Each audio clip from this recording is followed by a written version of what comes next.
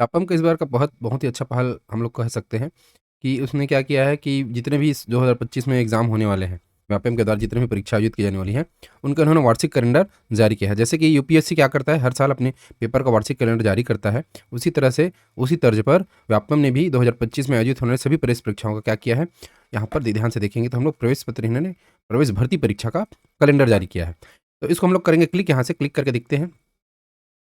तो देखिए यहाँ पे इनका 2025 में जितने भी परीक्षा आयोजित होने वाली हैं, उनके बारे में पूरा डिटेल जानकारी यहाँ इन्होंने रखा है। तो समझते हैं कि यहाँ पर पहला जो इनका संचालनालय कृषि के द्वारा जो प्रयोगशाला सहायक एग्जाम होने वाला है, उसका संभावित तिथि 9 तारीख को इन्होंने घोषित किया है। अभी ध्यान से समझेंगे, संभावित तिथि कोई फिक्स तिथि तो जारी किया नहीं है, बट इसी के आसपास एग्जाम होने की संभावना बनी हुई है। दूसरा इनका एग्जाम जो है संचालनालय मछली पालन विभाग के द्वारा जो है मत्स्य निरीक्षक होना है, उन्होंने 23/3/2025 को इन्होंने कैलेंडर के लिए जारी किया है। संचालनालय कृषि छत्तीसगढ़, इनका सहायक सांख्यिकी अधिकारी इनका है 13/4/2025 को एग्जाम हो सकता है। लोक स्वास्थ्य यांत्रिकी विभाग जिसको पीएचई हम लोग बोलते हैं, इनका उप अभियंता सिविल एवं उप अभियंता का जो एग्जाम है 27/4/2025 को जारी हो सकता है।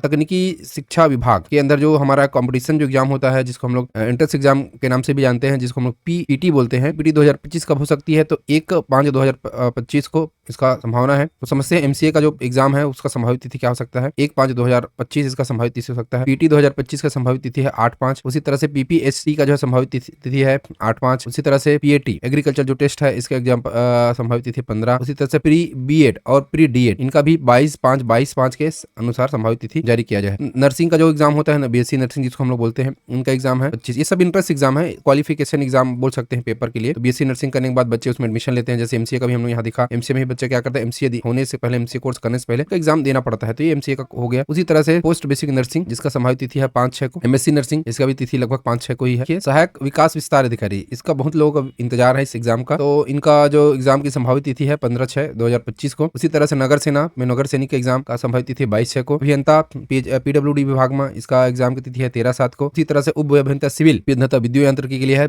22/7 को, 20/7 को एग्जाम है। आयुक्त अबकारी छत्तीसगढ़ अबकारी आरक्षक, ठीक है, इनका लिए जो एग्जाम की तिथि हो रही है 27/7 को। उसी तरह से उच्च शिक्षा विभाग में प्रयोगशाला परिचायक 13/8 को इसका एग्जाम हो सकता है, 3/8 को।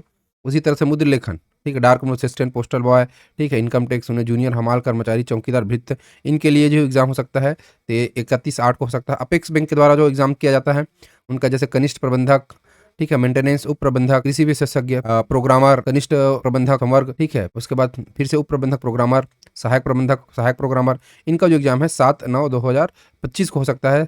छत्तीसगढ़ शासन पुलिस विभाग के द्वारा जो आरक्षक के लिए जो एग्जाम हो सकता है उसकी लिखित तिथि है 14/9 को।